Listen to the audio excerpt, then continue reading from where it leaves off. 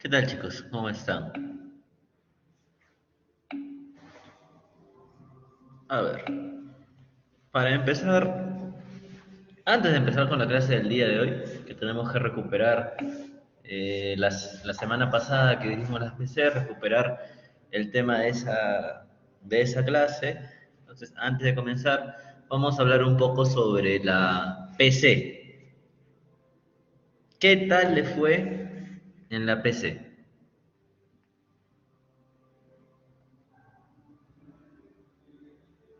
¿Mm? ¿Tienen alguna duda, consulta sobre...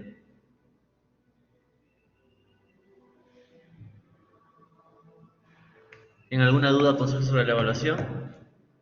¿Todavía no está calificado? Entonces,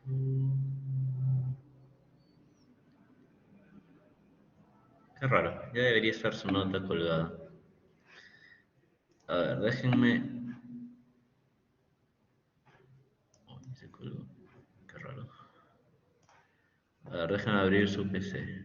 Ahorita no tengo la solución. Me acabo de dar cuenta que ya cerraron mi oficina donde está la PC resuelta, pero déjenme abrir su práctica.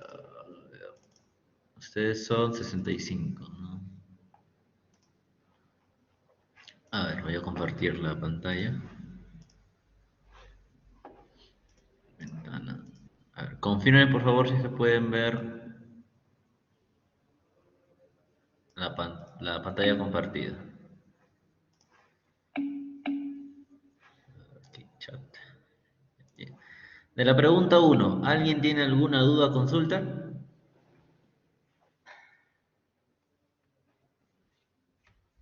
¿Nadie? Bien, entonces pasamos a la siguiente. De la pregunta 2 que había preguntado ahí Jaime, ¿cómo se hacía esto? Pues nos daban una placa rectangular A, B y C y nos pedía tenía un peso distribuido de 1250 newtons por metro cuadrado y tenía un ancho de metro 20. Y esa era la gráfica. ¿Qué nos pedían? Nos pedían el punto donde se aplica la fuerza resultante del centroide, la longitud L, esta de aquí, y cuál era el área de la placa. Eso es lo que nos pedían. Entonces, vamos a dejar de compartir esto, vamos a poner la pizarra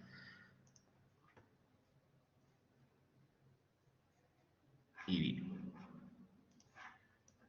voy a tratar de dibujar.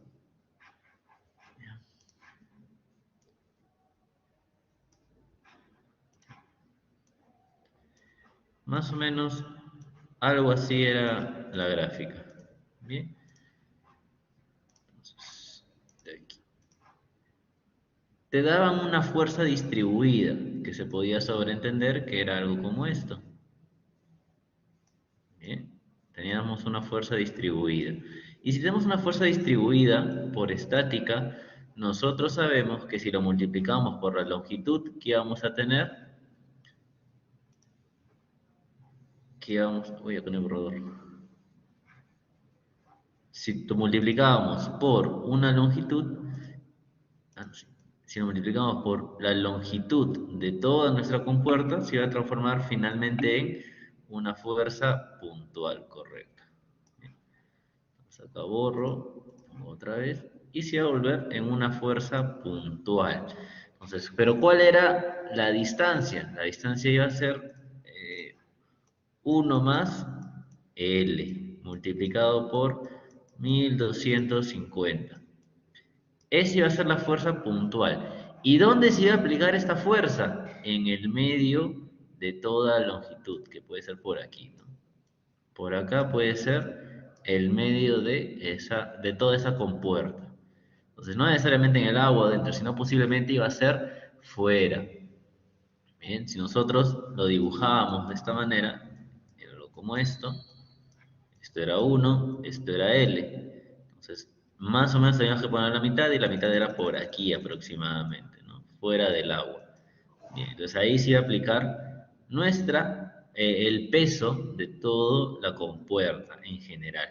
Y luego teníamos que analizar la fuerza resultante que se generaba dentro del agua, que iba a ser solamente entre A y B, que era la superficie del agua. ¿Cómo calculábamos eso? Con la fórmula que están en las PPTs de peso específico por profundidad. ¿Dónde iba a ser aplicado? En el medio de toda esta zona, que iba a ser 0,5. Y luego tomábamos de referencia la superficie del agua y hacíamos que sumatoria de momentos tenía que ser igual a 0. Nuestra fuerza resultante la multiplicábamos por 0,5 y eso aquí iba a ser igual al peso de la compuerta multiplicado por 1 más L entre 2. El peso, sabemos que valía todo esto. Lo reemplazábamos, la fuerza resultante lo teníamos y nuestra única incógnita iba a ser la letra L. Con lo cual obteníamos cuánto valía L y con ello resolvíamos todo el ejercicio. ¿Sí? Solamente había que hacer ese pequeño análisis. Vamos a compartir otra vez la presentación. La presentación. Ocultar. Entonces, calculábamos la fuerza resultante del centroide. Era calcular solamente a la mitad cuánto valía. La longitud L, la sumatoria de momentos en B. ¿Y cuál era el área de la placa ABC? Era 1 más L multiplicado por el ancho, que era 1,20 m. Y con eso respondíamos todo el ejercicio. Solamente era saber plantearlo desde un punto desde el primer punto que se lee el enunciado.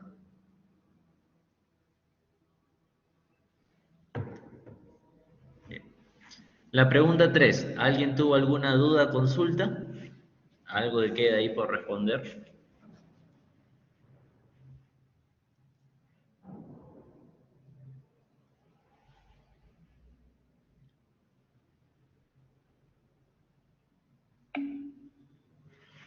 Bien. Y referente a la pregunta 4, ¿alguien tiene alguna duda? La pregunta 4 era la más sencilla porque era muy parecida a lo que hemos hecho en las clases prácticas. Prácticamente es el mismo problema, cambiando, o bueno, cambiando la pregunta, ¿no? Pero el procedimiento iba a ser el mismo. Ujú. Entonces ahí fue una ayuda que tenían para poder desarrollarlo.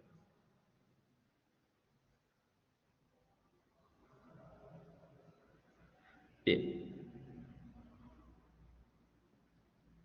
Entonces, si nadie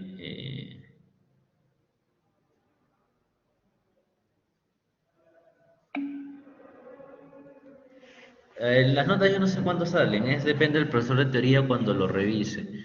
Entonces ahí sí, deberían ya salir el día de hoy, normalmente se demoran una semana, pero ya va a depender del profesor de teoría. Deberían consultarle a él cómo va el tema de la revisión de cada uno de sus exámenes, ¿no? Pero ya no debería tardar mucho en salir. Quizás hoy día, terminando la clase de hoy, pueden ver su nota en el internet, o quizás mañana si es que ya la cargó el día de hoy. Bien. Entonces, antes de empezar con la clase de hoy, quiero preguntarles si es que ustedes ya han logrado ver el tema de equilibrio relativo y empuje en teoría, o tienen pendiente ver eso. ¿Ya lo han visto con el profesor o todavía?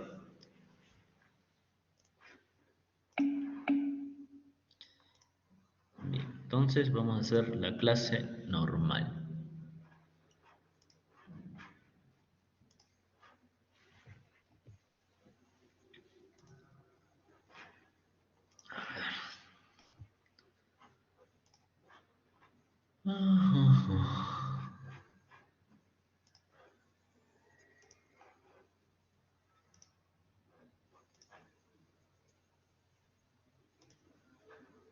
¿Pueden ver la presentación, chicos? Conmigo, por favor, si si es que pueden ver la presentación. Dame un segundo, por favor. Dame un segundo, chicos, que acá tengo que configurar.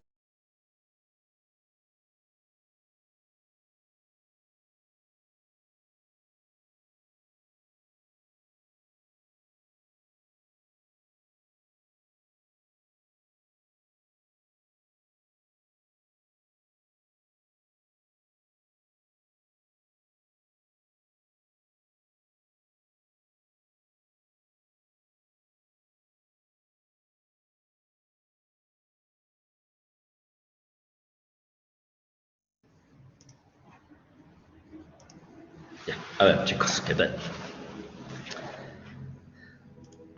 Vamos a ver la clase del día de hoy. Seguimos ya con los últimos temas de la unidad 1, que son las propiedades de los fluidos y hidrostática. Y vamos a entrar algo que nace de lo que hemos visto hace 2 semanas sobre las presiones, cómo se distribuyen, cómo va a variar de acuerdo al punto de aplicancia. Y ahora no vamos a analizar solamente un punto, sino cómo se traduce el tema de que realmente existe una presión.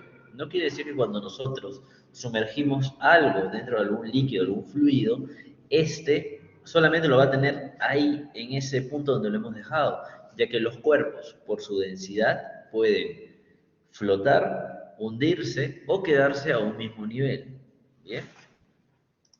Entonces, para ello, vamos a ver el día de hoy lo que es el empuje y la flotación. Y además cómo son el tema de las masas líquidas sujetas a la aceleración y el equilibrio relativo. Bien, el objetivo es de que ustedes puedan calcular las fuerzas en una masa fluida sometida a equilibrio relativo. Bien, entonces, ¿cómo empieza el tema de esta clase? Ya lo han visto en su curso de teoría, en su parte de teoría. Entonces, para este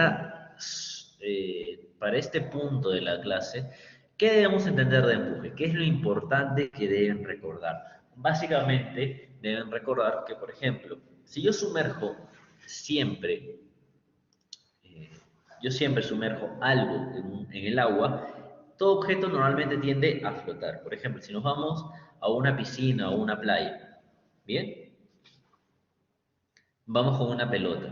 Esa pelota, si la tratamos de sumergir por, eh, por un instante de tiempo determinado, muy pero muy breve, va a quedar sumergida, pero luego nosotros tenemos que ejercer una gran fuerza para evitar que esa pelota se nos escape de las manos y salga desprendida del agua. ¿Por qué pasa esto?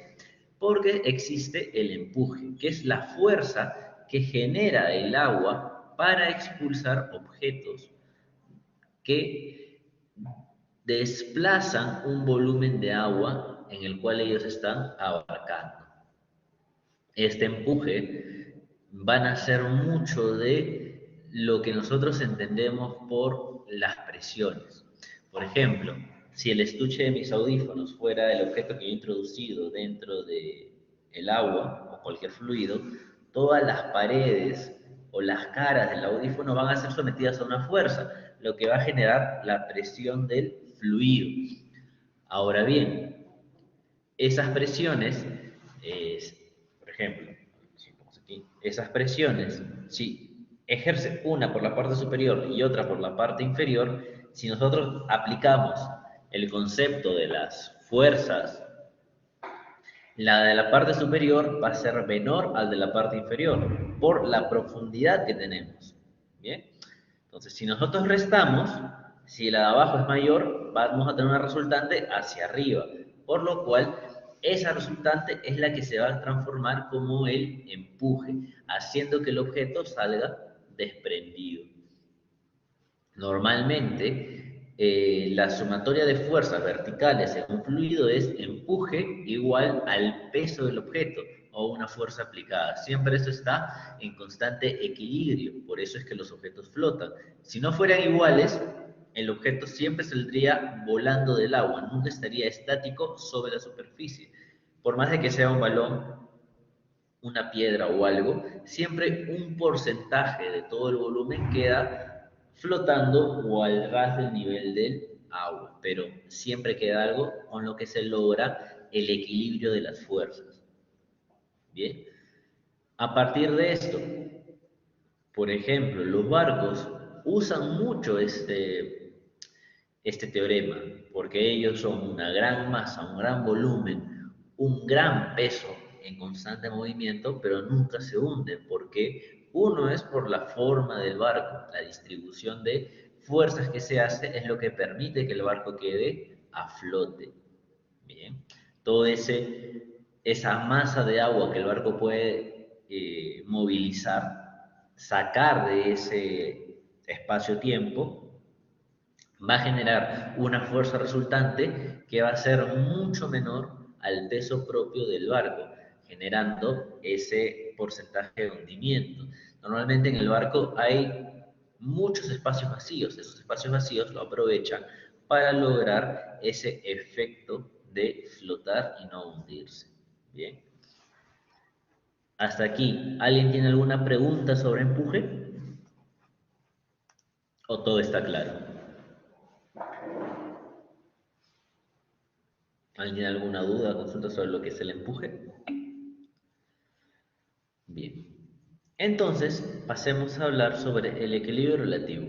Nosotros, cuando tocamos este tema, tenemos que recordar que ya no vamos a analizar fluidos en una situación estática, sino cuando los sometemos a un movimiento. Por ejemplo, acá yo tengo una botella con agua.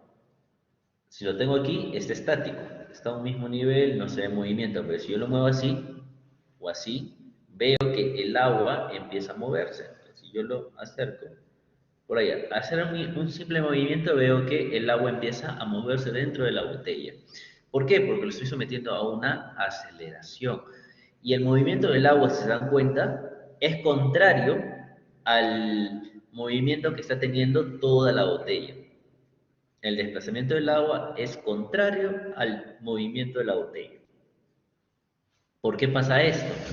Porque estamos nosotros teniendo una aceleración. ¿Cómo se traduce esto?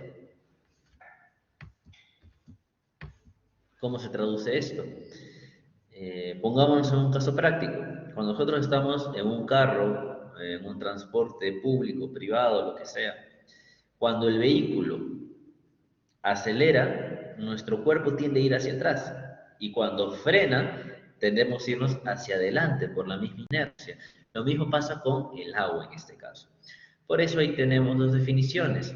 Cuando los líquidos tienen una aceleración lineal constante y cuando los vehículos tienen una aceleración vertical y horizontal. ¿Qué quiere decir eso? Cuando está en una diagonal, ¿bien? Y la otra en una horizontal. Si se dan cuenta en la primera gráfica, tenemos el recipiente con fluido y nos dice sin movimiento, solamente le afecta la gravedad. Pero luego a la mano derecha tenemos ya el mismo recipiente sometido a una aceleración. Esa aceleración es hacia la derecha, pero vemos que el fluido todo se desplaza como a la izquierda. ¿Por qué pasa ello? Por el efecto de la inercia, la acción y la reacción. Y si vemos en el centro del recipiente, se genera una aceleración igual a la del recipiente, pero en sentido contrario. A ello le añadimos la gravedad y sale una aceleración resultante, que viene a ser la suma vectorial de la aceleración del cuerpo con la gravedad. ¿De acuerdo? Y luego tenemos cuando el recipiente está en una pendiente y todo el conjunto empieza a descender o ascender. ¿Qué pasa ahí? Toda la masa de agua igual se va a desplazar en sentido contrario, pero vemos en la imagen que ahora tenemos componentes en X y Y de la aceleración y todo ello nos va a dar finalmente la resultante de la aceleración. Y una fórmula de calcular ello está por la siguiente expresión matemática, que es el diferencial de la altura entre el diferencial de la separación horizontal, es igual a la menos aceleración en X entre gravedad menos aceleración en Y, o igual a menos tangente de teta. ¿Cuál es el tangente de teta? Es el ángulo que se forma entre el plano horizontal con la pendiente de la superficie de agua. Bien. Entonces, ¿para qué nos sirve esto? Para poder analizar muchas veces cuál va a ser el comportamiento del agua, cuánto va a poder desembalsar quizás. Entonces, esos análisis sirven para hacer este tipo de fórmulas.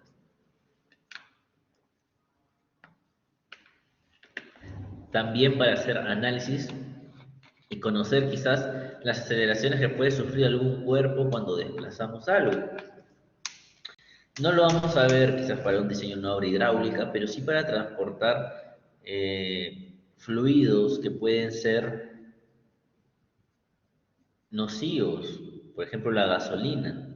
Cuando transportamos gasolina en esos grandes camiones, no quiere decir que esté estático.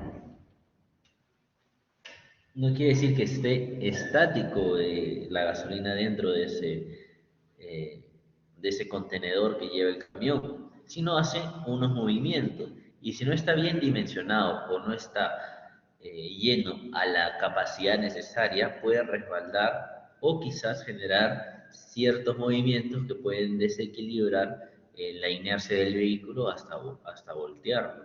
Entonces, para esto puede servir estos análisis. Bien.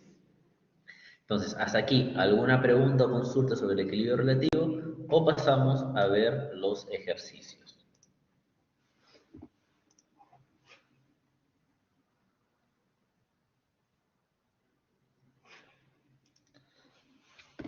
¿Alguna duda o consulta, chicos? O pasamos a ver. Bien. A ver. Para tapar un orificio de un recipiente se utiliza un cono con las dimensiones mostradas. Determinar la fuerza necesaria para levantar el tapón, sabiendo que su peso es numéricamente igual al empuje sobre el cono. Nos preguntan cuál es la densidad del cono. Bien, pues ¿qué tenemos que saber aquí? Que el cono está en la parte inferior, sirve de tapón para que el agua no caiga. Entonces,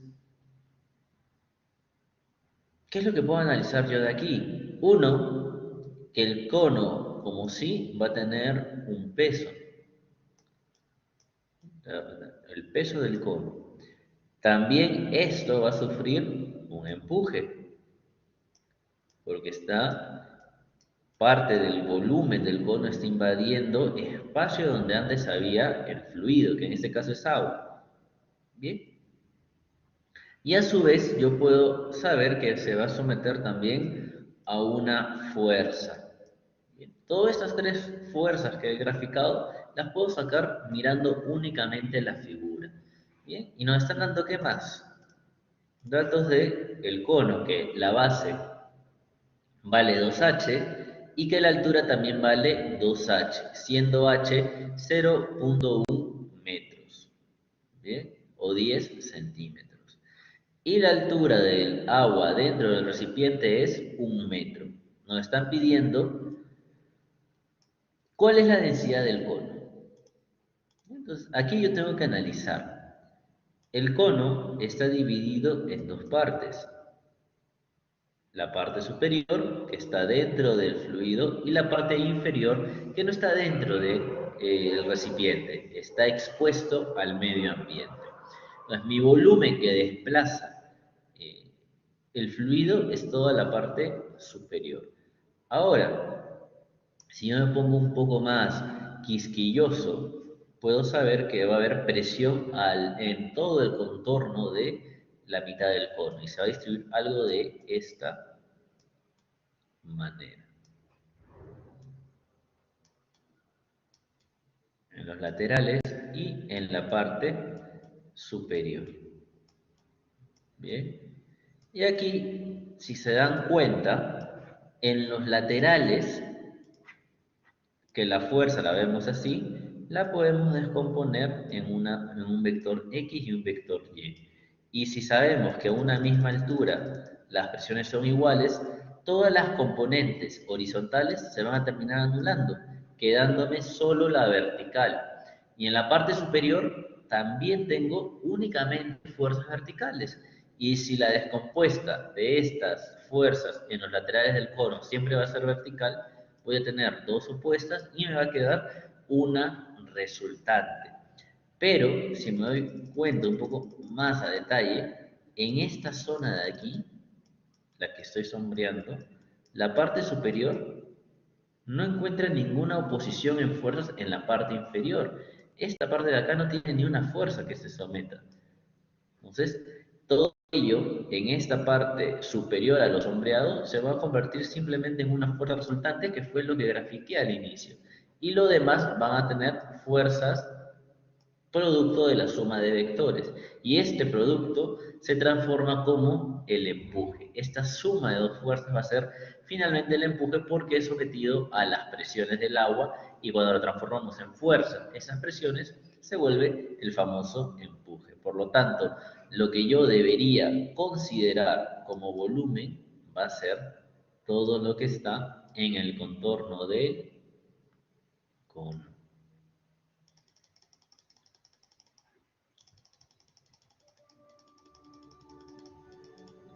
Algo así. Todo lo que está fuera va a ser considerado como mi volumen. Y todo lo que está sombreado ahorita de color rojo no es considerado dentro del empuje. Bien. Pues siguiendo este análisis, tendríamos algo como esto. Todo el cono tiene un peso W. En la parte superior que solamente se va a ver afectada por la fuerza del agua, o el peso del mismo está achurado y luego tenemos el empuje en la parte lateral, que finalmente es un volumen único. Bien, entonces, hasta aquí, ¿se entiende esta parte o alguien tiene alguna duda de cómo hemos llegado hasta esa gráfica? ¿Está claro o alguien tiene alguna duda?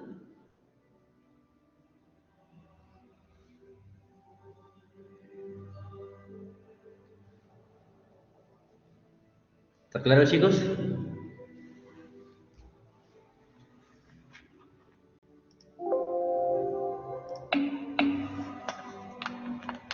Sí, los empujes salen de las fuerzas. Ahí en la explicación yo lo he detallado nomás cómo es que sale, pero realmente ustedes deben identificar cuál es la fuerza general. Es un solo empuje, ahí he puesto dos porque se ve dos triángulos, pero en realidad es una sola figura volumétrica. Porque la fórmula del empuje es peso específico por volumen sumergido. ¿Bien? Entonces al final ese empuje 1 y empuje 2 tienen una sola concepción.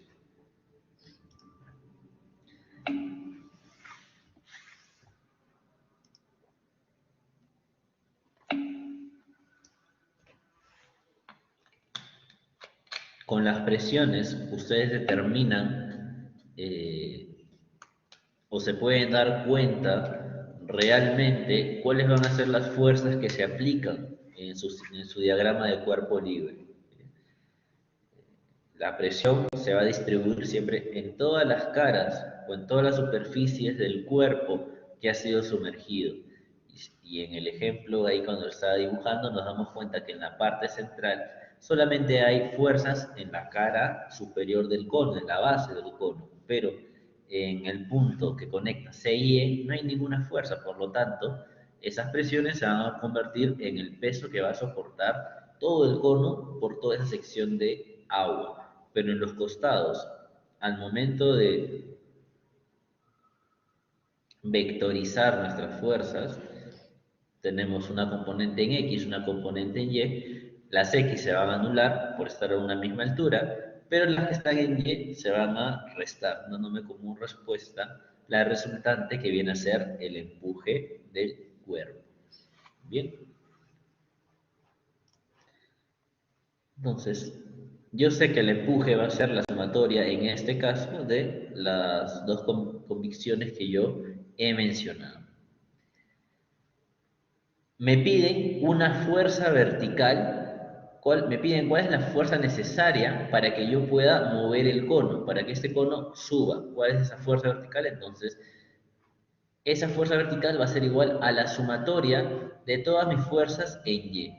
¿Por qué? Porque realmente lo que estoy haciendo es que mi sumatoria de fuerzas en Y sea igual a cero. Y para que esto sea cero, toda la sumatoria de las tres únicas fuerzas que tengo me tiene que dar cero. ¿Bien?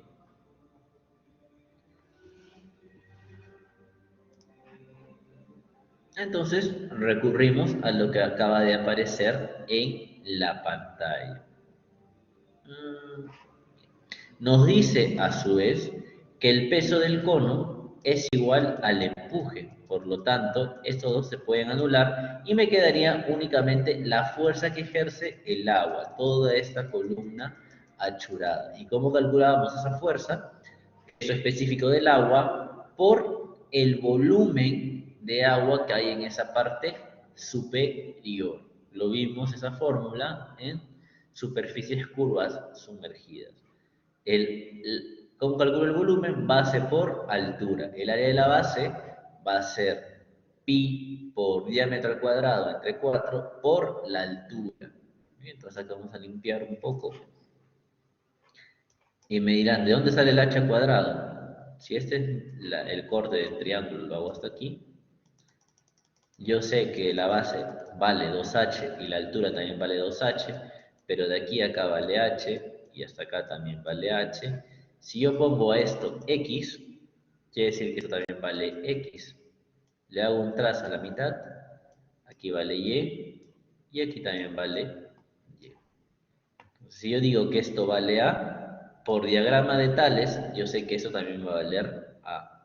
Si esto vale B, esto también va a valer B.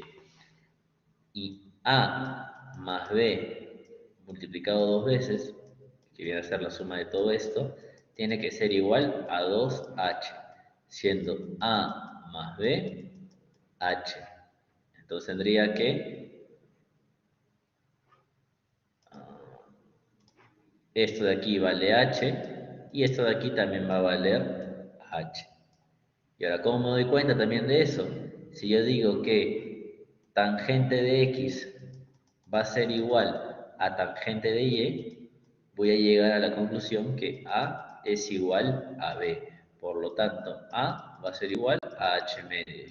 Entonces, el radio de mi cono va a ser H medios. Por ello, el diámetro total es h. Esto es como si fuera diámetro al cuadrado, menos la altura de esta columna de agua, que todo esto valía h, y esto de aquí valía únicamente h minúscula. Reemplazamos los valores y yo sé que obtengo una fuerza de 7.069. Pero con eso yo no respondo el ejercicio, ya que yo he calculado que la sumatoria de fuerzas van a valer cero. Y esa fuerza que yo acabo de calcular es la fuerza que ejerce el agua. El agua está presionando al cono y por eso está en la parte inferior. Para que yo pueda mover el cono o sacarlo de esa zona, tengo que aplicar una fuerza mayor a 7.069 kilogramos fuerza. ¿Bien? Esa era una de las preguntas del problema, pero la pregunta real era cuál era la densidad del cono. Entonces, para calcular la densidad, yo sé que el peso es igual al empuje. El peso es masa por gravedad, peso específico por volumen sumergido, que es el empuje. Y aquí yo sé que la masa también puede ser traducida como volumen por densidad del cono. Y el peso específico también puede ser densidad por gravedad. La gravedad se van a terminar anulando. El volumen del cono, yo sé que es 2 veces pi, el radio al cubo entre 3 por la densidad del cono. Ello va a ser igual a la densidad del agua multiplicado por el volumen sumergido. Y este pi h cubo 3 viene a ser únicamente la parte de los laterales. Bien, la parte de los laterales viene a ser esa zona. Todo lo que estoy achurando no es parte del volumen sumergido porque ello no genera ninguna reacción a una fuerza vertical que esté botando al objeto del agua, solamente los laterales. Bien, y ustedes, ¿cómo calculan este pi h al cubo entre 3? Pueden simplemente calcular el volumen total del cono, menos el volumen del cono CDE y menos el volumen del cilindro ABCE. Y eso va a ser igual a mi volumen sumergido. El volumen del cono es conocido, 2pi radio al cubo entre 3 y el volumen de la circunferencia es área de la base multiplicado por la altura. Con ello obtengo un pi h al cubo entre 3. La densidad del agua la conozco, gravedades se anulan, pi h al cubo se anula, entonces mi única incógnita va a ser la densidad del cono, que era mi pregunta, y se obtiene que es 500 kilogramos por metro cúbico. Y de esa manera doy respuesta a mi problema. ¿Se entendió? ¿O alguien tiene alguna duda sobre cómo se resuelve este ejercicio?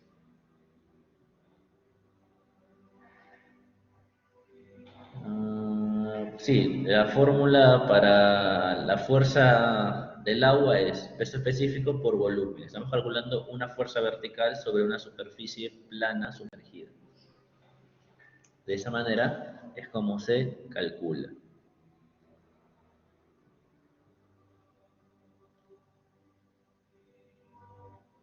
Bien. ¿Alguna otra consulta, chicos?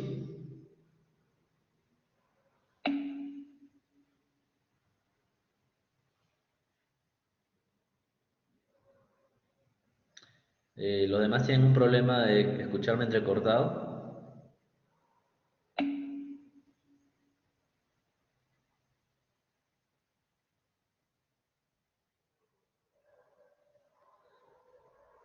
Lo que decía que esa fuerza del agua que se está siendo ejercida sobre la parte superior del cono viene a ser la fuerza que se aplica sobre la superficie plana sumergida, que era peso específico por volumen de agua, básicamente. Es una fuerza vertical. ¿Eh?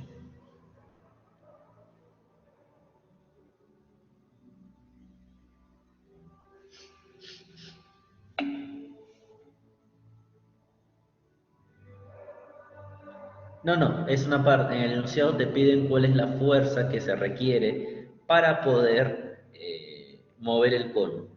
Te piden el valor de la fuerza que tú requieres que ejercer para que el cono ya no esté en el fondo del agua.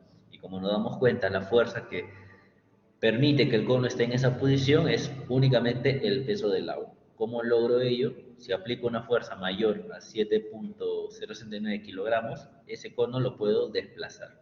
Nada más.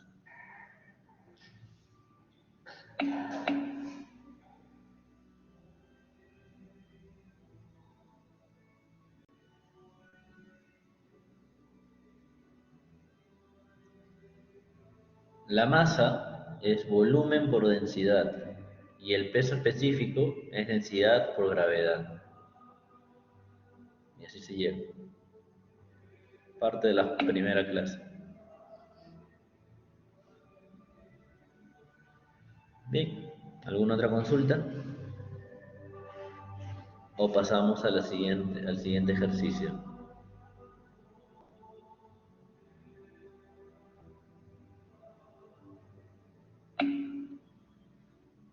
Bien.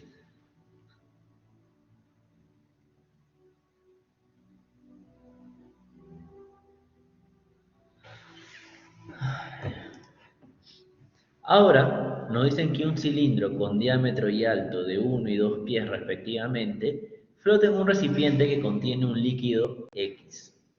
Un piezómetro es conectado al tanque, como se muestra en la figura. Si la presión ejercida en el punto A es de 0.1 psi y las alturas de los fluidos son mostrados, nos pide determinar el peso del cilindro. Cabe resaltar que la parte alta del cilindro está cubierta por el fluido. Bien, entonces me están pidiendo el peso del cilindro. ¿Cómo puedo yo determinar ese peso? Entonces, aquí tengo que primero dibujar mi diagrama de cuerpo libre y ver realmente cómo es, qué variables tengo, qué es lo que me va a faltar. ¿Sí? Y por algo me está dando el piezómetro. Bueno, si yo grafico, voy a tener un peso, que es del cilindro, mi pregunta, y un empuje. El peso yo sé que es masa o gravedad.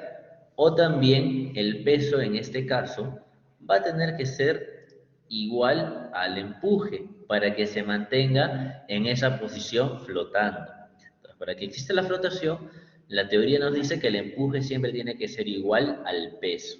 Normalmente en todo problema de empuje siempre se va a cumplir esa concepción porque el cuerpo ya está estático en un punto determinado y para lograr ello se iguala peso y empuje. Bien, yo sé que el peso es el igual al empuje. Como peso yo no tengo ningún dato para calcularlo.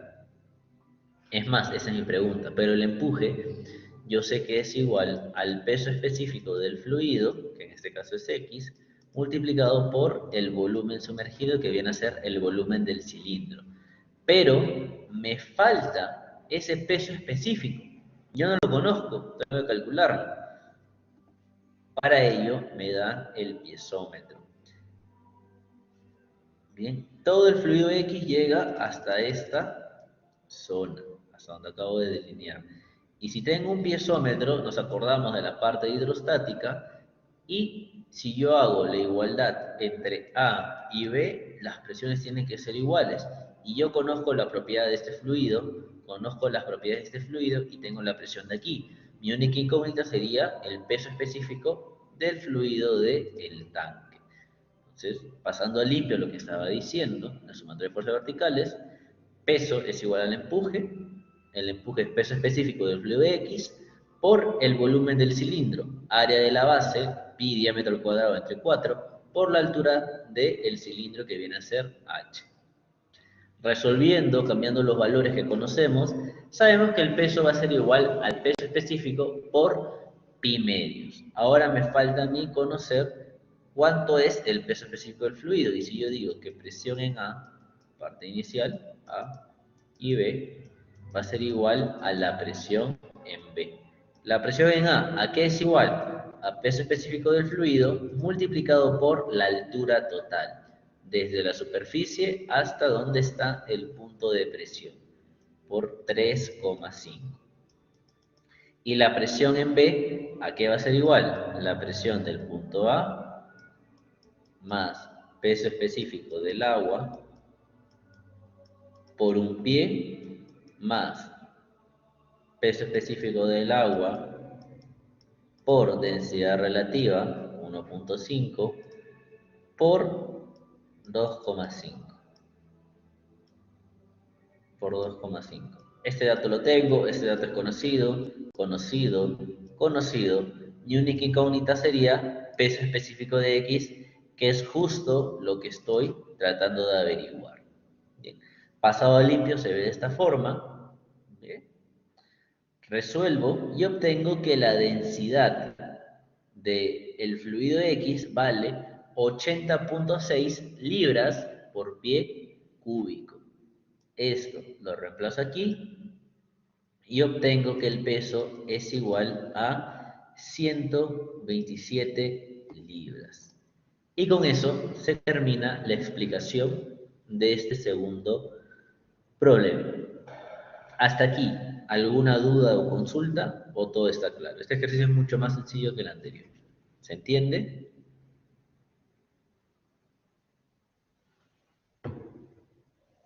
¿O alguien tiene alguna duda?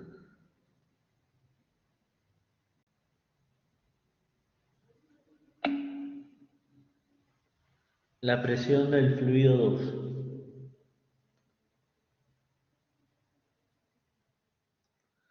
No, no es cuando está el ras, sino normalmente el empuje es igual al peso cada vez que el cuerpo ya alcanza el equilibrio, cuando ya está flotando. En este caso el cuerpo está flotando, pero lo que te dice ahí el problema es para que consideres todo el volumen del cilindro, que no hay nada que descontar, porque muchas veces no todos los cuerpos se sumergen, siempre hay un porcentaje del volumen fuera del fluido. Entonces acá en ese problema te dicen que está el RAS para que consideres todo el volumen dentro de tu volumen sumergido en la fórmula del empuje. Sí, te lo dan de dato en el problema, el 0.1.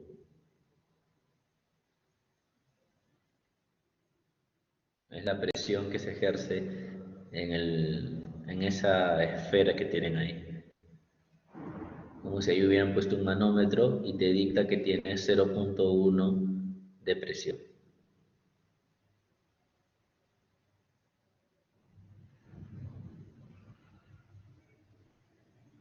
¿Bien? ¿Alguna otra duda, consulta? O pasamos al siguiente ejercicio. Bien, entonces sigamos. Sea una esfera de radio de la unidad sumergida parcialmente en agua, se conoce que la posición de equilibrio Se conoce que, en la posición de equilibrio, el punto de tangencia del casquete esférico que sobresale del líquido con el eje de las abscisas que pasa por el centro de la esfera forma un ángulo de 45 grados. Nos pide determinar la densidad del material la densidad del material de que está compuesta la esfera y si la esfera se sumerge en mercurio, determinar el nivel de mercurio respecto al eje central de la esfera. ¿Bien? Esos son los datos que nos piden. Ahora, este problema fue un ejercicio de un parcial hace años y aquí únicamente todo el enunciado, todo lo que dice ahí es para representar lo que está graficado. Que si trazamos una línea desde el centro de la esfera hasta la superficie del agua, forma 45 grados. Nada más. Ahora aquí el peso obviamente va a ser igual al volumen, el peso va a ser igual al empuje del agua, porque la esfera está flotando, ¿bien? Pero el problema va a ser determinar cuánto es ese volumen sumergido, ya que no es una figura fácil de calcular un volumen de manera directa, no hay una fórmula. El casquete no se calcula con alguna fórmula en específica, tengo que buscar cómo calculo los volúmenes y es aquí donde tengo que aplicar las integrales. Yo sé que el empuje es peso específico por volumen, claro, tienen que aplicar una triple integral. Por esto es un problema de parcial normalmente. Yo sé que el empuje es igual al peso específico por el volumen sumergido. El peso específico es igual a la densidad por la gravedad por el volumen sumergido. El volumen de la esfera, el volumen total, yo sé que vale 4 pi por radio al cubo entre 3. Hasta ahí yo sé. Todos esos datos son conocidos. Reemplazo los valores porque me dice que el radio es la unidad. Por ende, el radio vale 1. Reemplazo y obtengo que el volumen de la esfera vale 4.189 metros cúbicos. Ahora yo tengo que determinar cuánto es realmente el valor del volumen sumergido para reemplazarlo en mi ecuación y también saber cuánto es la densidad. Sin eso puedo calcular la gravedad, eh, el empuje, disculpen. Yo sé que la sumatoria de fuerzas verticales vale 0. El peso va a ser igual al empuje. El empuje es igual densidad-gravedad por volumen sumergido. Despejamos, el peso es igual a densidad por gravedad, y esto acá estaba, la gravedad antes, se van a anular, me quedo con lo que tengo aquí expresado, y llego a una igualdad. La densidad de la esfera va a ser igual a la densidad del agua que lo conozco, y el volumen de la esfera que lo conozco. Lo único que me falta calcular es el volumen sumergido. Y para ello tengo que hacer las integraciones. Y aquí ya está el gráfico que nos explica cómo yo debo analizar esta integral, este diferencial de volumen. Y tengo que trazar un cilindro en toda mi esfera, donde a un determinado radio se genera un área y va a haber una pequeña altura que va a ser mi diferencial de y con ello yo voy a trabajar. Ahora, mis límites para dy van a ser desde el fondo de la esfera hasta la ubicación de la superficie del agua. Si yo sé que mi radio vale 1, la unidad del centro hasta donde está la superficie del agua es el radio. Y la misma distancia va a ser del centro hasta uno de los cuadrantes del triángulo, de la esfera, disculpen. Si yo sé que el ángulo vale 45 grados, mi hipotenusa vale 1, yo puedo calcular como que el cateto opuesto es hipotenusa 1 por seno de 45. El radio, la parte inferior, vale 1, por lo tanto, mi límite va a ser desde 0 hasta 1 más seno de 45. De esta manera, yo ya tengo los límites de mi diferencial de y que lo tengo en esta zona. Bien, entonces, mi volumen sumergido va a ser igual a pi por el radio del punto que yo he escogido para hacer mi integral multiplicado por dy. Resuelvo la integral, 1 más seno de 45 viene a ser 1.771 y aquí tenemos que darnos cuenta de algo. Aquí está el nivel del agua, esto vale 45. Pero este radio R no está en función de y yo para poder resolver una integral siempre tengo que tener la variable dentro de mi integración, si no, no estaría resolviendo nada. Entonces hay que hacer un pequeño análisis. Si yo sé que mi radio va a ser igual a cualquier distancia que yo tome desde el punto hasta la circunferencia del círculo, siempre va a ser igual. Por ejemplo, todo lo que he marcado de morado es el radio, siempre vale R.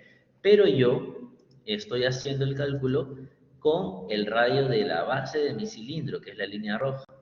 Ese va a ser mi radio R que yo estoy buscando. ¿Bien? Y a este valor inferior le pongo y, porque va a ser parte de mi diferencial de y. Mientras y sea más grande, puede llegar hasta aquí, por ejemplo. Hasta aquí puede llegar mi y.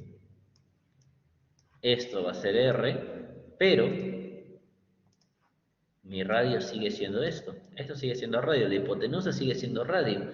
Y esto igual va a ser radio menos y, siempre. Si el nivel está por aquí, igual, esto vale r, mayúscula de radio, esto va a valer R y esto también va a ser R menos Y o 2R menos Y. Entonces, de igual manera, se va a ir acomodando de acuerdo a la necesidad. Bien, entonces borramos todo esto y este va a ser el triángulo que se forma. R al cuadrado va a ser igual a la hipotenusa al cuadrado menos el otro cateto al cuadrado. Reemplazo toda esta expresión en este r al cuadrado, llego a lo que tenemos aquí, y ya tengo mi variable que yo puedo descomponer con la integración. Resuelvo y obtengo este valor. Entonces, tengo todos los valores, sé cuánto vale r mayúscula, que es el radio de la esfera, vale la unidad, y el y se va a ir reemplazando con los límites, dándome como respuesta que el volumen sumergido vale 3.946. Hasta aquí. ¿Se entendió o alguien tiene alguna duda?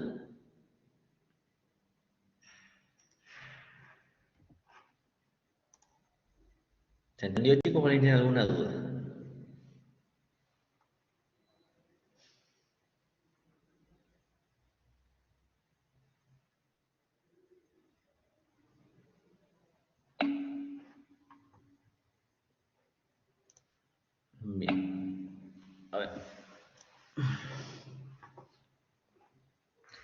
Entonces,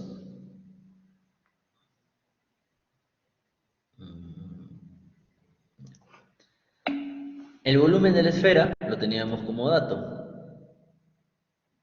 El volumen de la esfera lo teníamos como dato. ¿Sí? Y teníamos que la densidad de la esfera era igual a la densidad del agua multiplicado por el volumen sumergido entre el volumen de la esfera.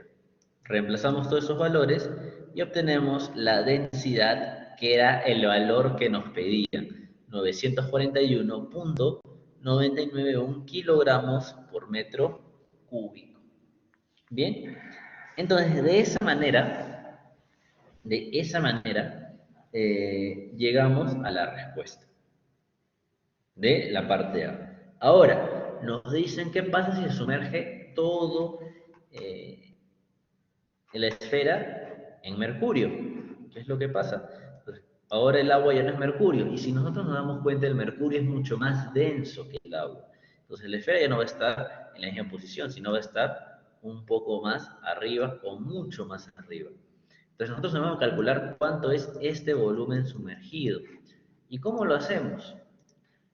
Tenemos que recurrir al mismo procedimiento. Acá tenemos la fórmula del volumen sumergido. ¿Qué es lo que va a cambiar? Los límites. Únicamente cambia el límite.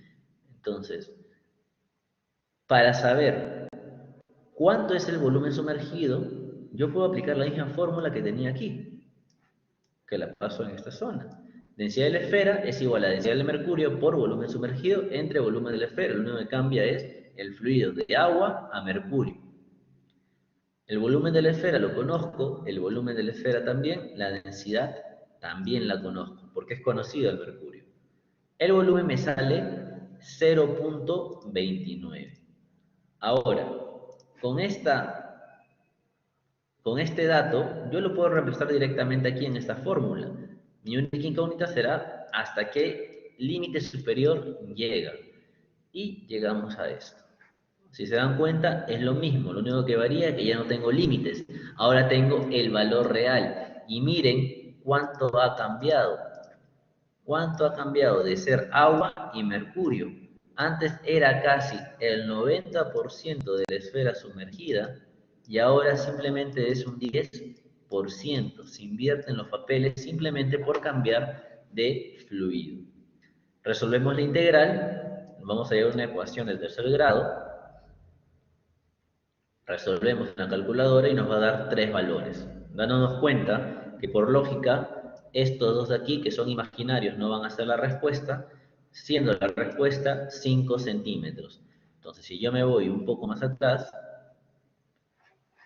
la esfera del agua antes tenía todo esto, sumergido, que era 1.70, 30 centímetros nomás era lo que quedaba libre. Ahora, si yo hago lo mismo, solamente 5 centímetros es lo que va a estar hundido en el líquido. Y de esa manera es como se resuelve este ejercicio. Hasta aquí. ¿Alguna duda, consulta sobre el procedimiento que acaban de ver o todo está claro?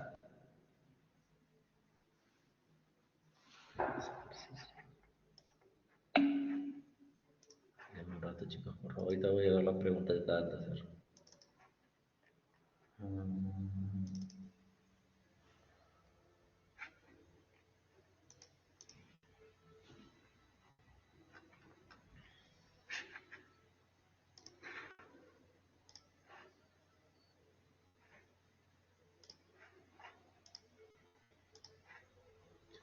¿Alguna duda, chicos? ¿O todo está claro?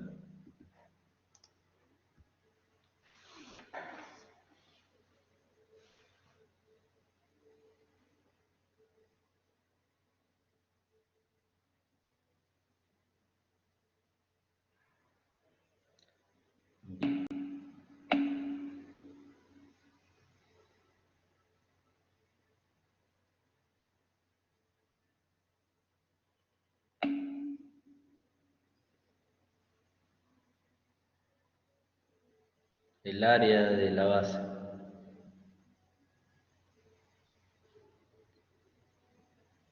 Bien, entonces vamos a seguir.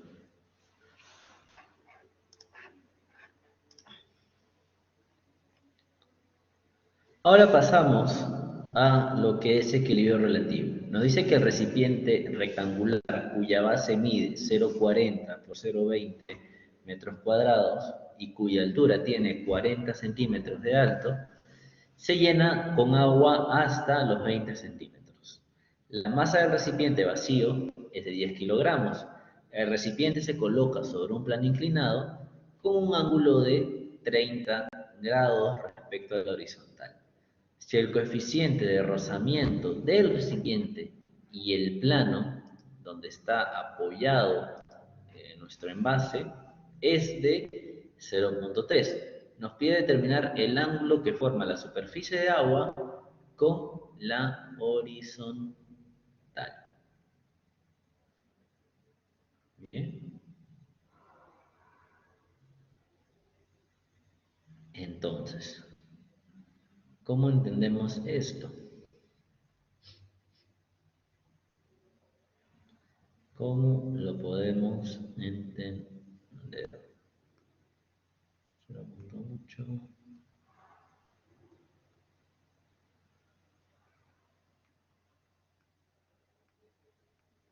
La densidad vale 1000.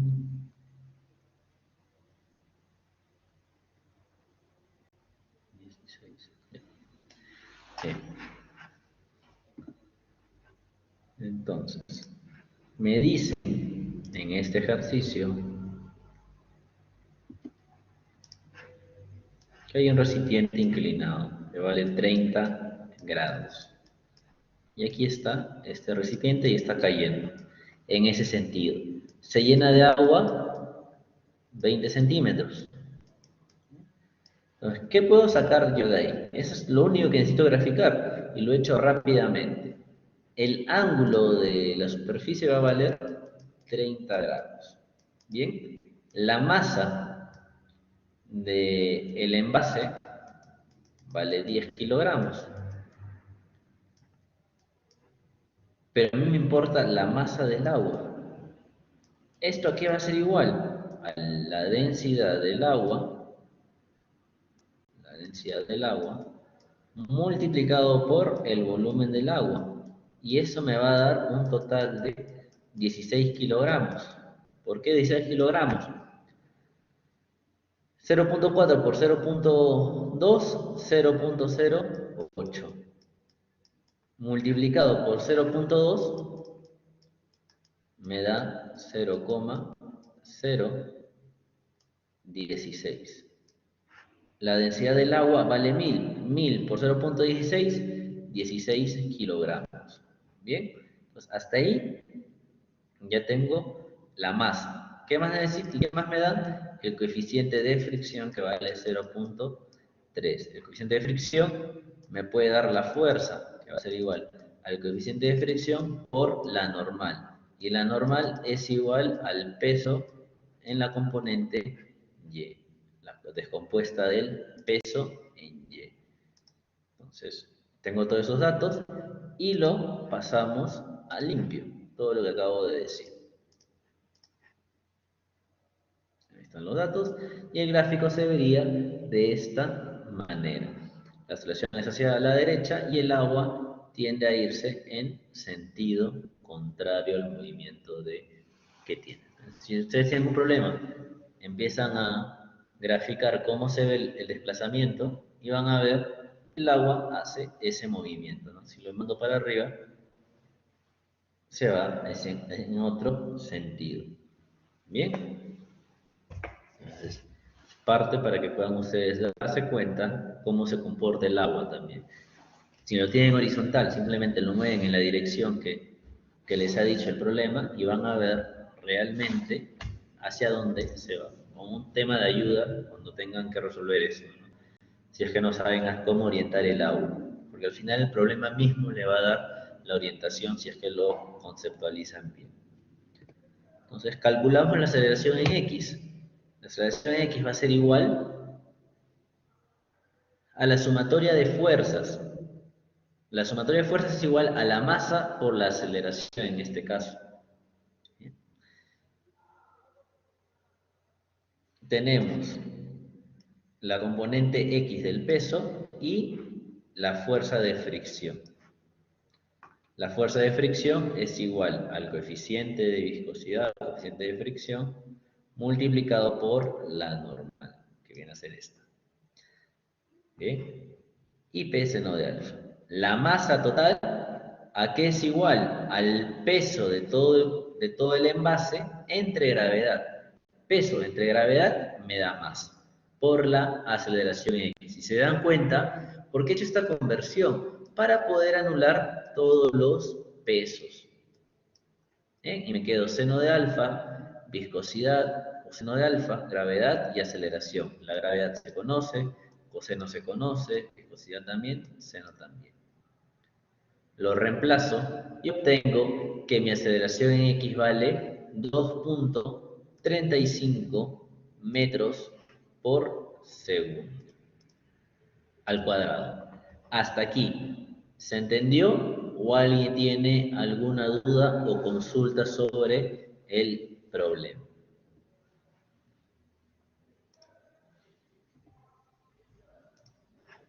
¿Está claro hasta acá? ¿O alguien tiene alguna duda o consulta?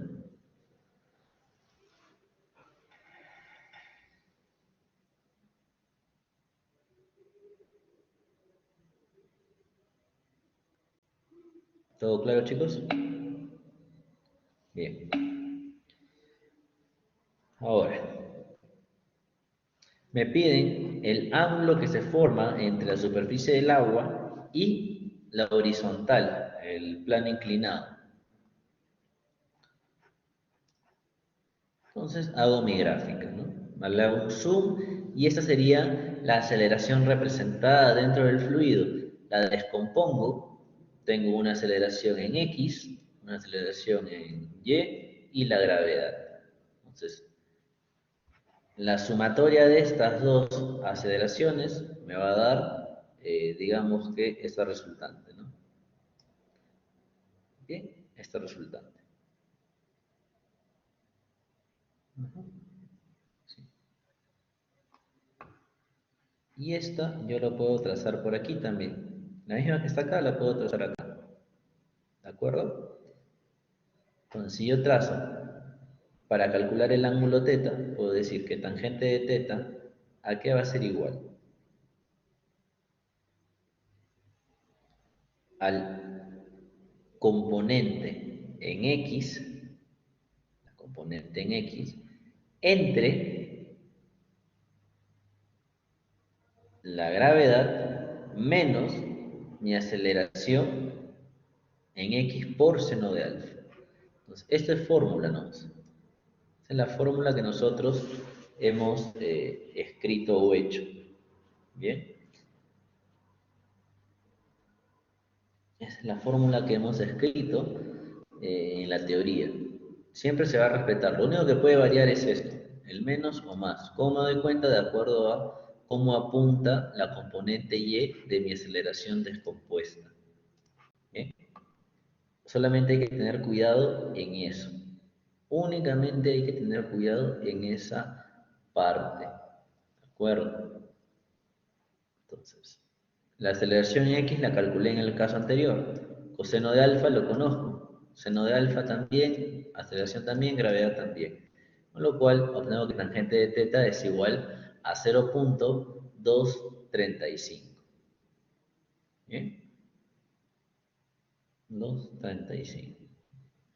Dándome como respuesta que el arco tangente de 0.235 es igual a 13.3 grados. Y de esa manera doy por respondido el enunciado. ¿Se entendió? ¿O alguien tiene alguna duda?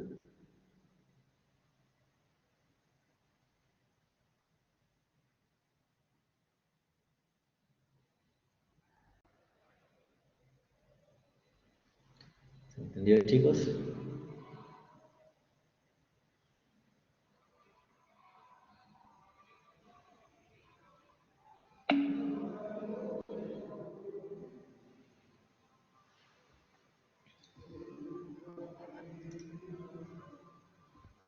Bien. Entonces, Sí, no, no hay propiedades, solamente es aplicar sumatoria de fuerzas y que sea igual a masa por aceleración. Nada más. Y si no es masa por aceleración, le tiene que dar la fuerza resultante, o la fuerza con la cual se desplaza todo el cuerpo. ¿Bien?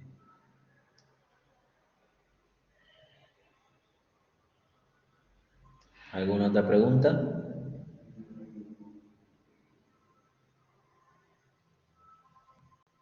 ¿Alguna otra pregunta? Todo está claro.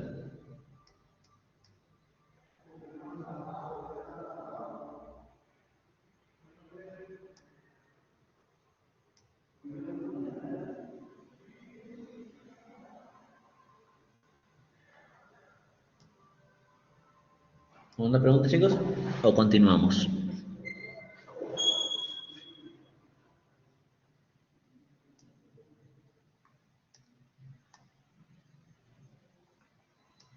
Por A o B motivo, se olviden esta fórmula, tienen que ubicar el ángulo teta, este ángulo de aquí, tienen que ubicarlo dentro del triángulo que se forma en los vectores.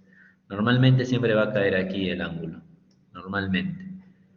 Entonces, si ustedes hacen, por ejemplo, acá su línea del agua, acá el otro, acá está un vector, este ángulo de aquí vale teta, y algo así. Entonces, ustedes tienen que ver la manera. Esto de aquí también vale teta. Esto va a valer 90 menos teta. Bien, 90 menos teta. Trazamos por aquí. ¿Qué más? 90 menos teta. Esto también vale 90 menos teta.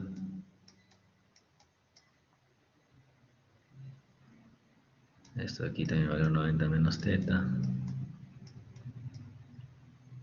Esto de aquí va a valer 90 menos teta. Por geometría. Esto vale teta. Y esto vale teta. ¿Bien? Si es que se olvidan cómo se llega a esta ecuación, tienen que llevar el ángulo teta hasta este punto. ¿Bien? Solamente eso acuérdense. Tienen que acordarse de eso. A veces no tienen que demostrarlo, yo estoy tratando de acordarme cómo era para llevarlo aquí. Pero siempre va a estar en esa zona donde lo acabo de indicar. Bien. Me acuerdo que en una clase lo había demostrado, pero ahorita no me viene a la mente cuál era el paso a paso para ubicarlo ahí, pero ahí va. Acuérdense acuérdense de eso nomás.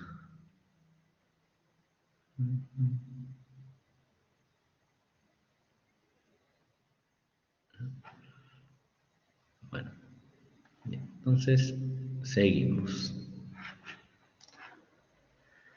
Bien, ahora nos dicen que en la figura determinar el ángulo que forma la superficie libre imaginaria con la horizontal y las presiones manométricas en los puntos B, C, D y E. Bien, nos están dando ese gráfico.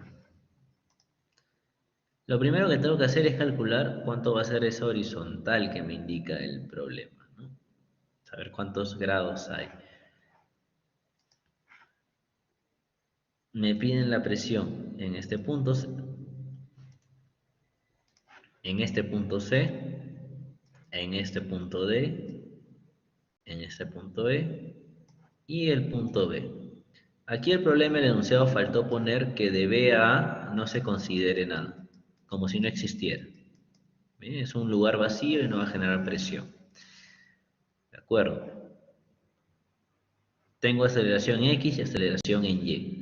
Este cuerpo se está desplazando hacia arriba, en diagonal. Y es aceite el fluido. Entonces calculamos primero el ángulo que forma la superficie del agua con la horizontal, pero más o menos va a ser este movimiento del agua. Entonces tengo que calcular cuánto vale este ángulo. Bien. Entonces, yo ya sé que va a ser es la siguiente fórmula. ¿Por qué? Si yo sé que el agua se comporta de esta manera y está yendo X en el sentido derecha, hacia aquí va a ir mi X. Y va hacia arriba, mi Y va a ir hacia abajo. Y si mi Y va hacia abajo, también va con la gravedad. AY, aceleración en Y, más G, porque está en la misma dirección, y la aceleración en X. Reemplazo y obtengo que el ángulo vale 21 grados.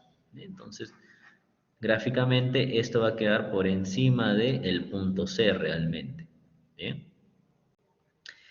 Y vamos a tener algo como lo que tenemos aquí. Bien.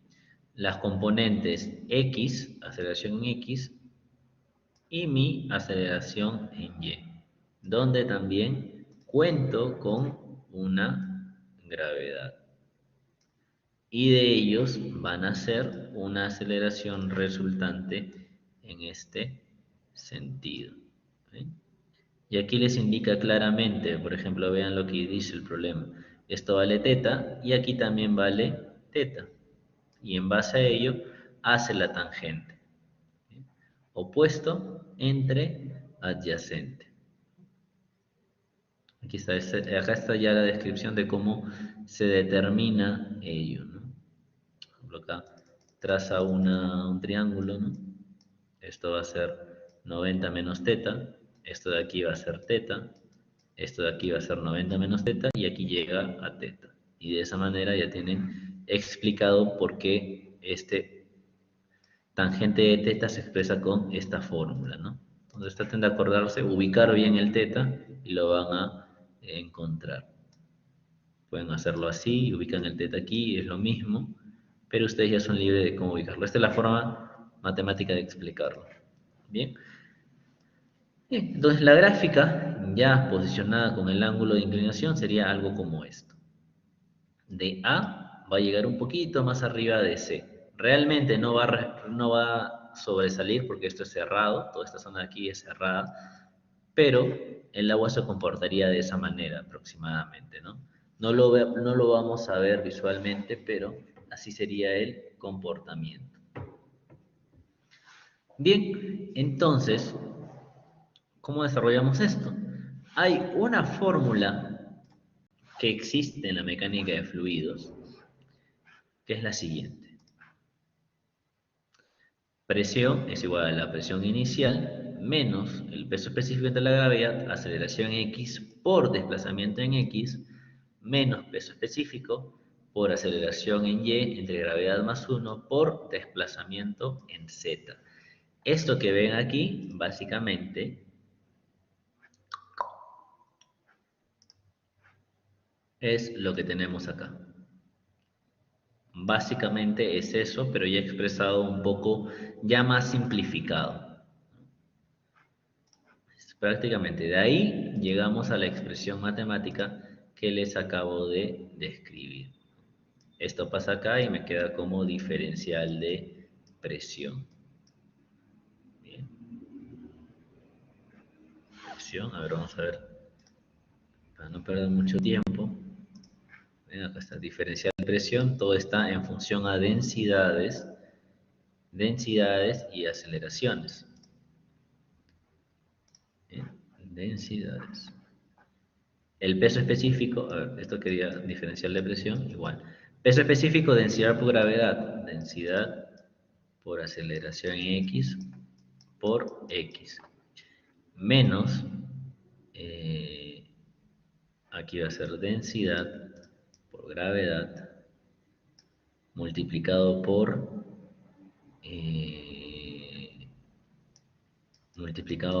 AZ más G, todo esto entre G, se va por Z. Entonces, ¿qué me quedaría? Diferencial de presión es igual a la densidad, aceleración en X por X menos densidad por aceleración en Z más gravedad por Z. ¿Bien? Y si me voy a mi PPT, llego a lo mismo, si se dan cuenta. Es la misma expresión, solamente que ya expresada con variables para poder reemplazar. Lo que ven ahí es la fórmula que les dice la PPT, un poco invertida, ¿no? Ya expresada de otra manera, con peso específico y el diferencial de presión cambiado. Nada más.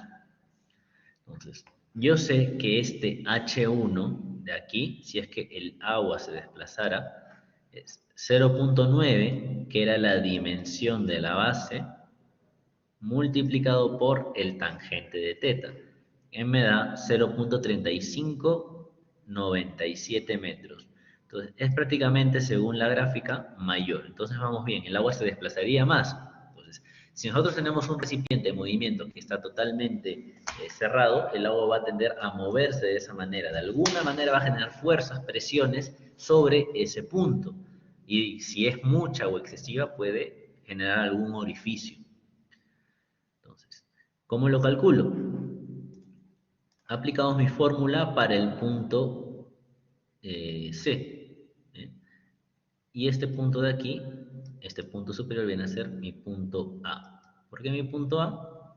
Porque prácticamente está al mismo nivel de A. Si nosotros aplicamos presiones, si la superficie está en ese plano inclinado, toda presión que esté en ese mismo plano inclinado va a tener la misma presión. Por lo tanto, la presión de A mayúscula va a ser igual a la presión de A minúscula. Pero para diferenciarlas, se le pone distintos valores o distintas letras. Bien. Peso específico. Y por ejemplo, ¿qué vemos? Entre C y A están a la misma altura. Lo único que cambia es la componente en Y. En X vale 0. X vale 0, por lo tanto todo esto se anula. Pero en Y sí hay una diferencia, por lo tanto este valor sí se va a considerar. Entonces, resolviendo, obtenemos que la presión en C es igual a 59.68 kilogramos fuerza por metro cuadrado. Ahora para D, lo comparamos con C de la misma manera. De C a D solamente es un eje vertical, no hay desplazamiento, por lo tanto esta componente no se va a considerar. Presión en C más la presión inicial a la final. No, disculpen, la inicial es esta, la final es esta. Más todo lo que ven aquí. Reemplazamos los valores. La diferencia de Z va a valer la altura total, que es 0.9. Esto vale 0.9. La aceleración en Y la conocemos, nos la ha dado el dato. Tenemos la aceleración en Y, la gravedad se conoce, el peso específico del aceite y C le hemos calculado acá, lo que nos da una presión de 959.49 kilogramos fuerza por metro cuadrado. Para E, de la misma manera, pero la comparamos con la letra A mayúscula, que es lo mismo que el A minúscula. Reemplazamos y obtenemos nuestra presión. Ahora, si ustedes lo comparaban con D, entre D y E, no iban a poder usar, comparaban esto, no iban a poder usar la componente en Y porque están a la misma altura, solamente iban a trabajar con la componente X. Y con ello ustedes ya podían resolver el enunciado. Básicamente eso. ¿Sí? ¿Se entendió o alguien tiene alguna duda? Bien, esa es parte de otro problema tipo.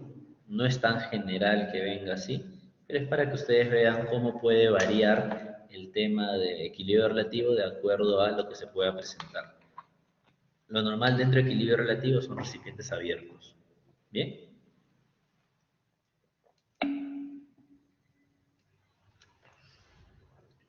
En toda la mecánica de fluidos, Z es la componente vertical.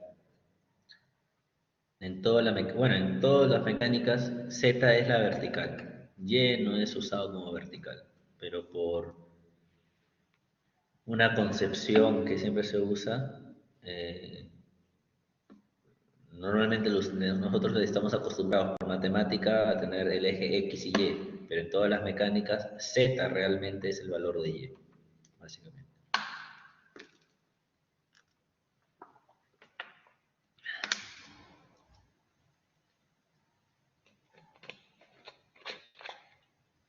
En los libros aparece así. ¿Sí? Entonces, eso sería la clase que tuvimos que haber visto el día de la PC. ¿Sí? Entonces, ahora solamente vamos a ver, esto lo cerramos, la introducción de la unidad 2. Hoy día me han vacunado contra el COVID y tengo los efectos, así que la siguiente clase continuamos con los ejercicios de esta presentación. Entonces, con ese último tema que acabamos de ver, terminamos la unidad 1. Bien, y vamos a pasar ahora a la unidad 2, que es cinemática y dinámica de los fluidos. Y en este punto vamos a ver lo que es el concepto de línea corriente, trayectorias, sistema y volumen de control, como también la ecuación de la continuidad. El objetivo es que ustedes puedan examinar la deducción de la línea de corriente, tubos de corriente y trayectorias, y analizar y reconocer la importancia de la ecuación de transporte. Y aquí básicamente la teoría se centra en esta ecuación de continuidad. ¿Ya han visto ecuación de continuidad o todavía no lo han visto con el profesor? ¿Han llegado a revisar este tema? ¿O no?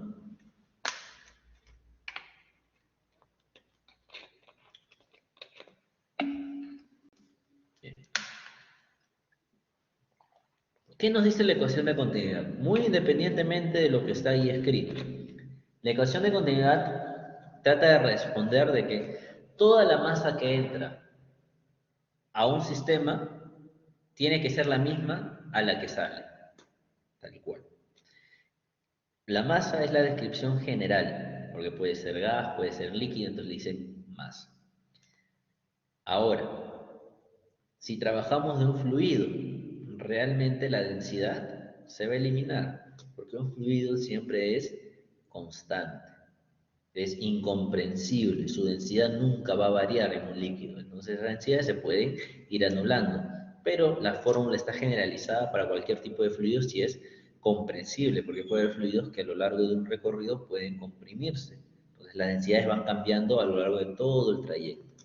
¿Sí? Pero para un fluido se pueden anular. Entonces, ¿qué nos dice la continuidad? Que el todo caudal que entra tiene que ser igual a la sumatoria de todos los caudales que salen. No se puede perder volumen de agua en el trayecto. ¿Sí? Entonces, toda la sumatoria de caudales siempre tiene que ser igual a la sumatoria de caudales que entran. Y si difieren el volumen de control, la zona por donde está transcurriendo todo el fluido tiene que almacenarlo o perderlo en algún lado. ¿Bien? Normalmente se dice que cuando el caudal que entra es igual al caudal que sale, ese volumen va a ser constante. Puedo decir, esta es mi botella de agua y entra 10 litros, 10 metros cúbicos por segundo y sale 10 metros cúbicos por segundo. Está entrando la misma cantidad de agua y sale la misma cantidad de agua a la misma velocidad, por lo tanto mi volumen de agua en la botella siempre va a permanecer igual, porque no hay ninguna diferencia, lo que entra es igual a lo que sale. Pero ¿qué pasa si lo que entra es mayor a lo que sale? Este volumen va a estar aumentando su volumen porque no es capaz la tubería en la parte inferior de botar la misma cantidad de agua que está llegando a la botella. Pero si es caso contrario, ¿qué pasa si lo que entra es menor a lo que sale? El tanque se va a quedar vacío en algún momento determinado, ya que lo que está llenando se lo va a llevar prácticamente al instante. Entonces, eso es lo que, para eso nos ayuda la ecuación de continuidad. Nunca se debe perder el agua. Y si se pierde, tiene que haber alguna razón, que es porque uno está entrando y en el otro está saliendo menos. Pero eso pasa en el volumen de control. ¿Bien? Ese volumen de control siempre nos va a decir cuál es la tasa a la cual aumenta, disminuye el nivel del agua o se mantiene. ¿De acuerdo? Ya en las siguientes clases lo que vamos a ver es cómo a partir de esta ecuación de continuidad se pueden llevar a calcular fuerzas, cómo el movimiento del agua genera un comportamiento o erosiona, mejor dicho, las superficies. todo nace de aquí. Y hemos visto la ecuación de equilibrio relativo, se genera las aceleraciones generan fuerzas, porque la presión se ve afectada. El empuje, cómo el empuje va a ir cambiando por un simple punto de presión. Ahora, si todo está en movimiento, el mismo movimiento también genera energía.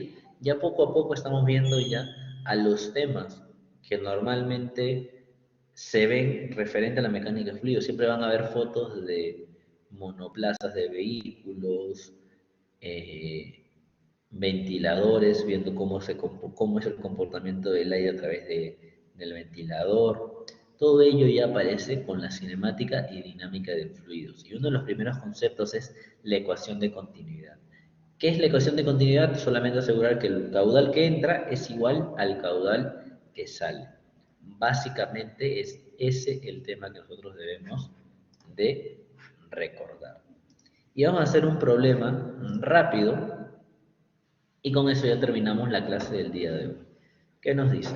Un líquido está fluyendo a través de una tubería de radio igual a 20 centímetros. La distribución de velocidades está dada por la expresión que tienen ahí en la PPT y nos pide determinar una expresión para calcular el caudal en función de pi, radio y la velocidad sub cero. Y nos pide determinar también la velocidad media en el tubo después que el radio R2 se reduce a la mitad del radio inicial, considerando que la velocidad V sub 0 vale 2. Bien.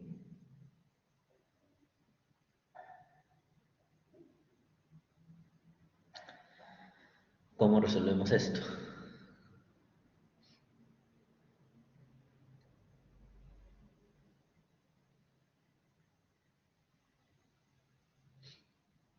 Bien, ahí tenemos la imagen. Ahora denme un segundo para analizar bien el problema y ahí les explico con calma. Pi al cuadrado.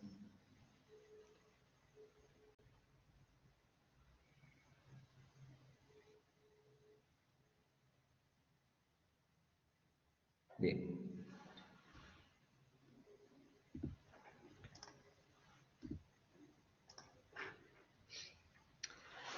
A ver, los lápiz. Bien. La distribución de velocidades, la curva de distribución de velocidades es una forma parabólica que se expresa con la fórmula que tiene en el enunciado. Yo sé que el caudal es igual a velocidad por área, pero esta velocidad realmente está expresado con toda esta ecuación. Mi caudal va a ser igual a mi velocidad sub 0 por 1 menos r al cuadrado entre radio al cuadrado por el área. ¿Qué área va a ser? El área de la sección de la tubería. Entonces, esta área realmente va a ser igual a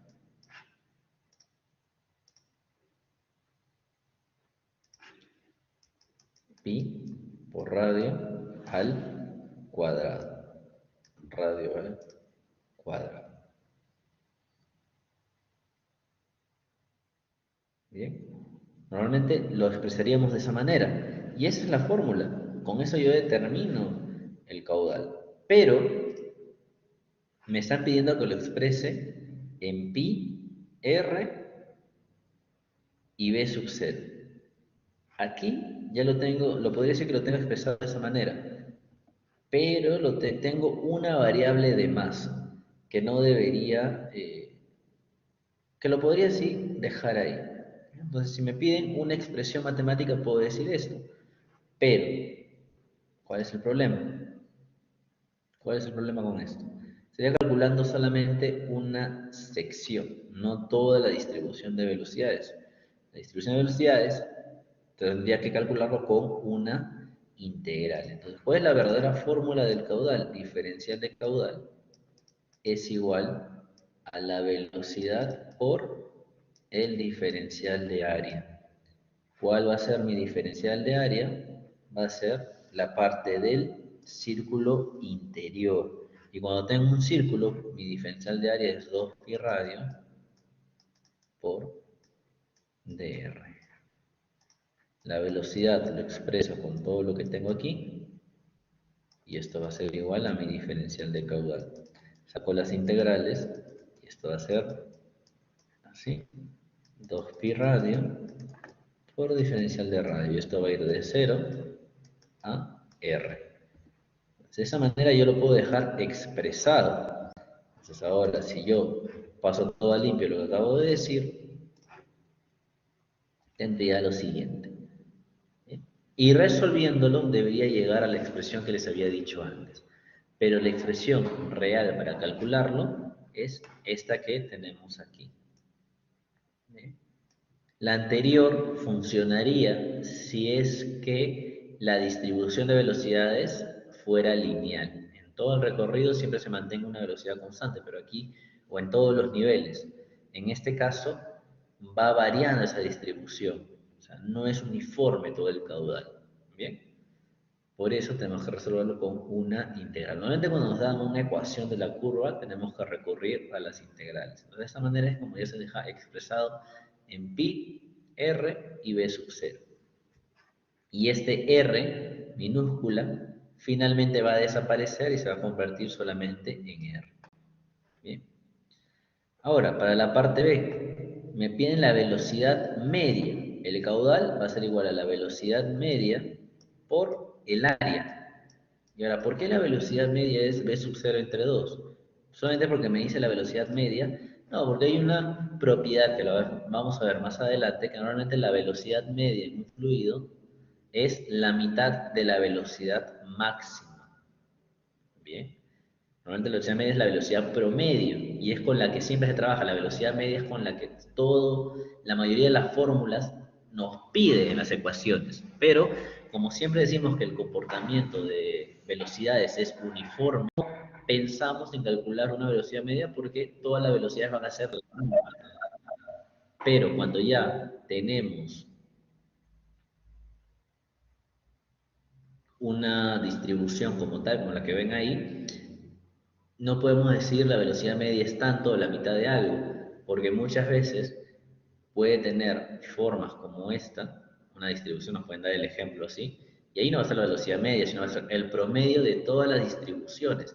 Y la velocidad media puede quedar por aquí, o por acá, o por aquí. Entonces, es el promedio de todo. Pero, si nosotros sabemos cuál es la velocidad máxima, hay una propiedad que nos dice que la velocidad media es la mitad de esa velocidad máxima, siempre y cuando la distribución sea simétrica. ¿Bien?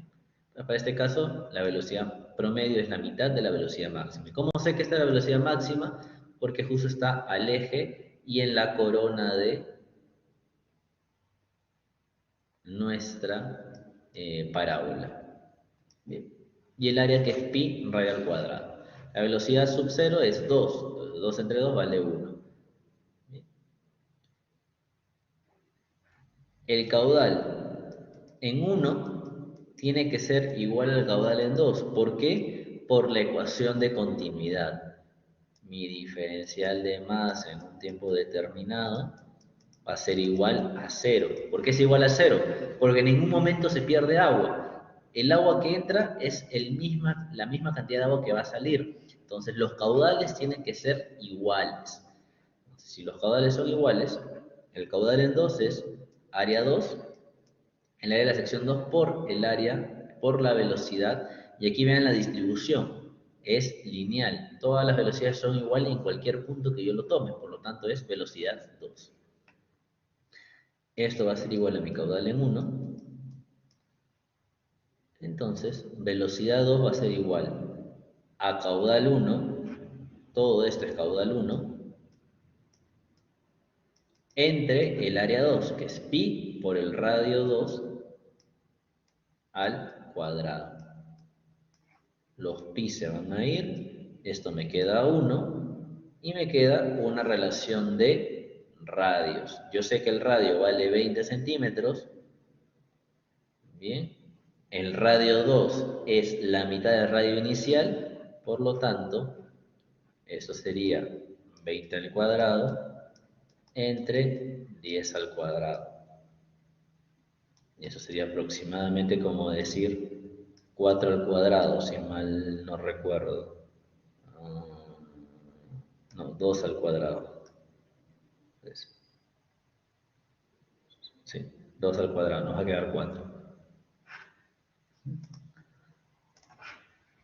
Reemplazamos todos los valores y obtengo que la velocidad en el punto 2 vale 4 metros por segundo. Y aquí vemos lo sencillo que se puede resolver con los caudales.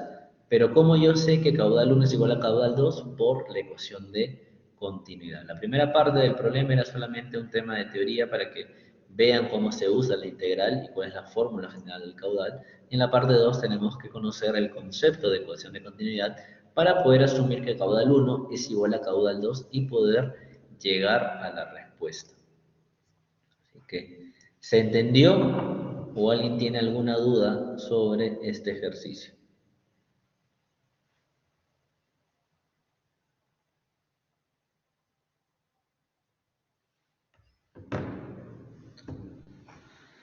¿Todo claro?